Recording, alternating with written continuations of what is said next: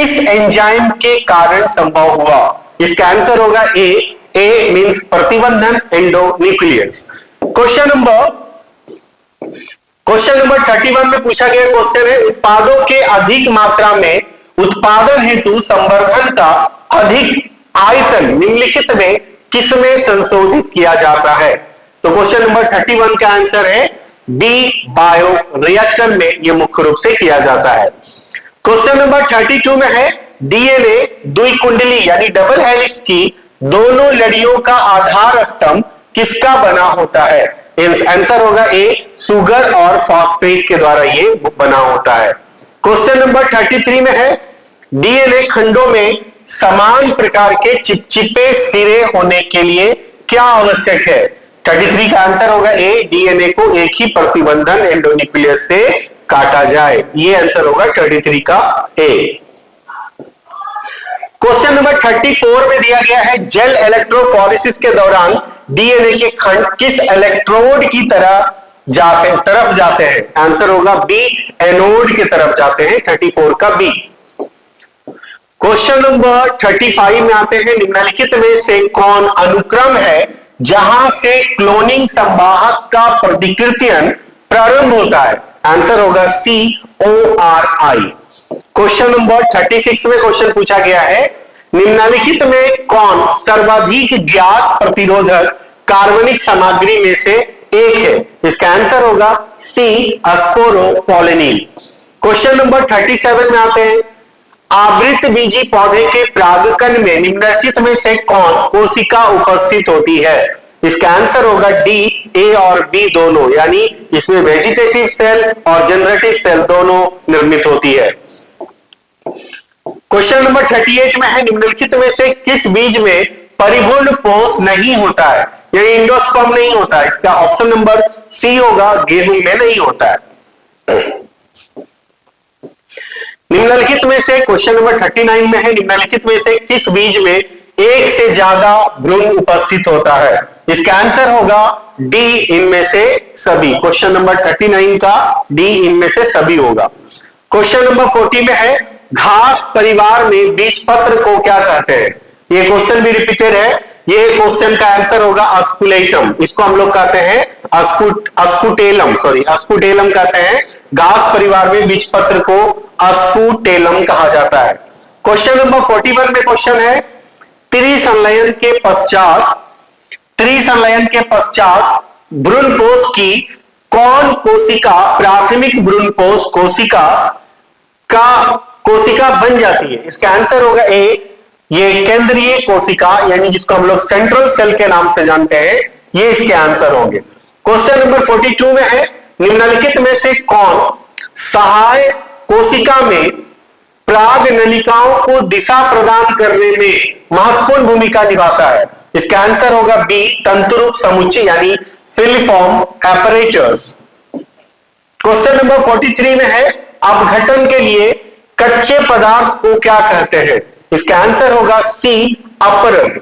Question number 44 में है, द्वितीयक उपभोक्ता को क्या कहते हैं? इसका आंसर होगा द्वितीयक मांसभक्षी यानी सेकेंडरी कंज्यूमर। क्वेश्चन नंबर 45 में है, मृत कार्बनिक सामग्री या अपरदों के खंडन द्वारा ऊर्जा एवं पोषण प्राप्त करने वाले को क्या कहते हैं? इसका आंसर होगा सी, अपरदहारी, डिट्राइवोरस। क्वेश्चन नंबर 46 है, निम्नलिखित में से कौन आफ्रिस का प्राग्नीय अभिक्रम है? इसका आंसर होगा सी, मच्छिका की एक जाति। क्वेश्चन नंबर 47 में है, निम्नलिखित में से कौन प्रक्रम जनसंख्या का घनत्व घटाता है? आंसर होगा डी, यानी बी और सी दोनों ऑप्शन।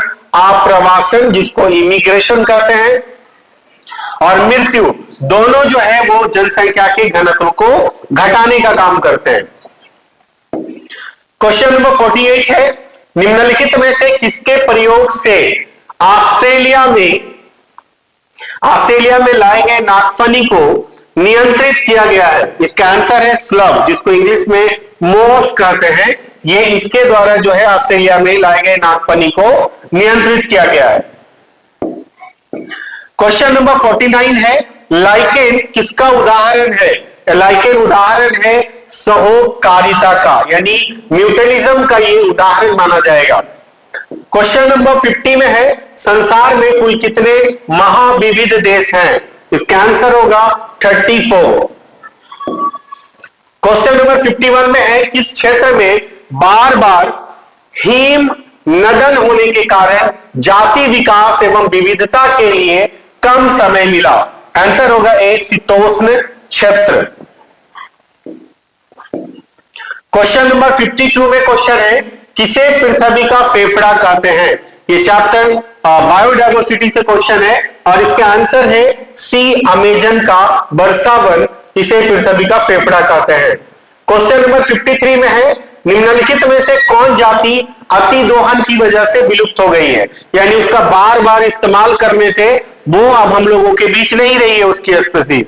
उसका आंसर है ए, पैसेंजर कबूतर।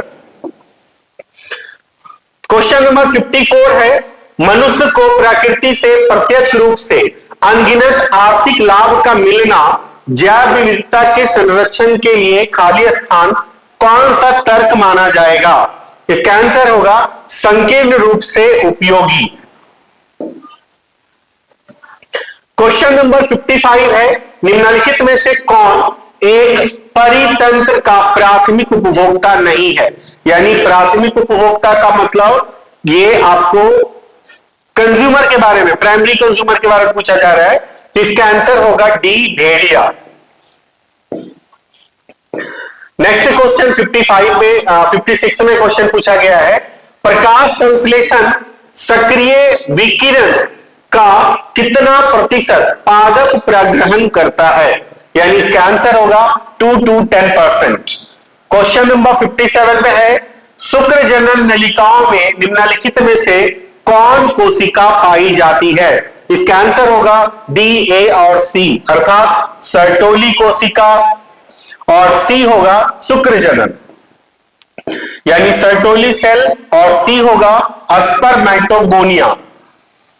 क्वेश्चन नंबर 58 में पूछा गया है कि भ्रूण के पाद यानी उंगलियों और उसके डिजिट्स सगर्भता यानी प्रेगनेंसी के कितने माह के अंत में विकसित होते हैं? आंसर होगा बी, दूसरे माह के अंत में ये विकसित होते हैं। क्वेश्चन नंबर 59 में है, निम्नलिखित में से कौन अपरा यानी प्लासेंटा के हार्मोन प्रेगनेंसी में बनते हैं यानी गर्भावस्था में बनते हैं? ये तीनों बनते हैं, इसलिए इसका आंसर होगा 59 का इनमें से सभी। क्वेश्चन नंबर 60 में क्वेश्चन पूछा गया है, शुक्राणु की किस संरचना में अंडाणु के निषेचन में मदद करने वाली एंजाइम होते हैं? जो कि आपने फिगर में पढ़ा होगा और हमने कई बार आपसे रिपीट भी किया था ह्यूमन स्पर्म के संरचना वाले क्वेश्चन के संबंध में, कि काफी महत्वपूर्ण है।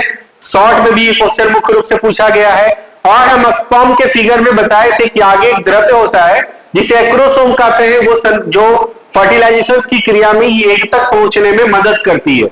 इसका आंसर होगा डी, एक्रोसोम, क्वेश्चन नंबर 60 का।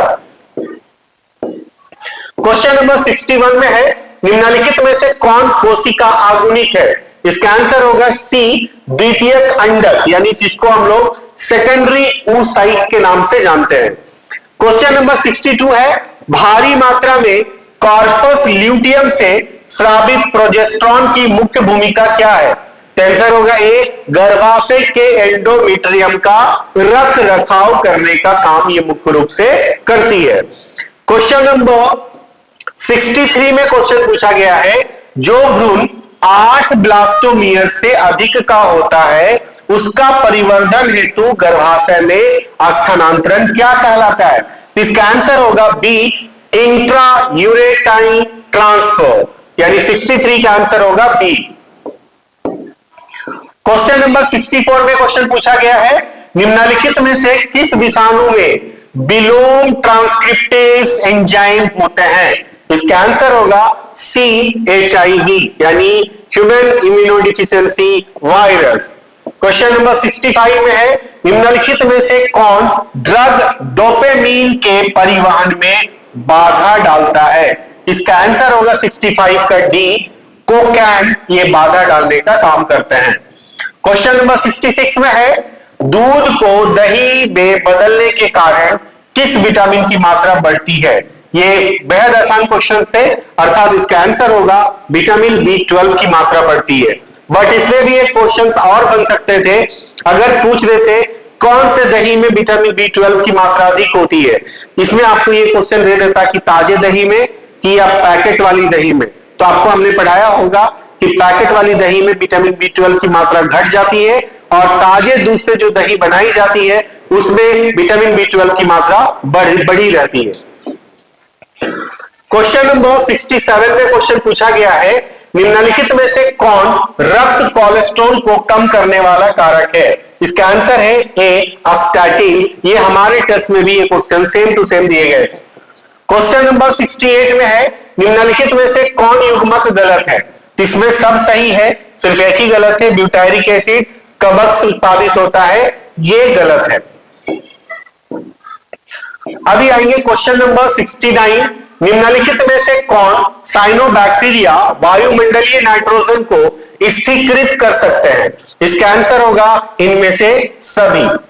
क्वेश्चन नंबर 70, जो लास्ट ऑब्जेक्टिव क्वेश्चंस थे वो यही थे, बटरफ्लाई कैटरपिलर को किसकी मदद से नियंत्रित किया जाता है? इसका आंसर होगा सी, बैसिलस थुरिंजिएसिस के द्वारा। तो बच्चों, आप लोग के सामने हमने एक ऑथेंटिक बिल्कुल सही ऑब्जेक्टिव के आंसर को लेकर के आए। अभी आप इस वीडियो के माध्यम से आप लोग अपने उत्तर को मिलाएंगे कि आपने कितने प्रश्न को सही किया है, कितने प्रश्न को आपने गलत किया है, ये आप मिलाएंगे। आपको ये आप एनालाइज कर सकते हैं, अपना जानकारी प्राप्त कर सकते हैं कि आपको कितने प्रश्न, आपके कितने ऑब्जेक्टिव के सही उत्तर आपने दिए थे। तो आप लोगों के बीच हम ऐसे ही कंटेंट और भी आपके सामने जो आपके लिए महत्वपूर्ण होंगे जरूर हम लेकर के आपके सामने आएंगे।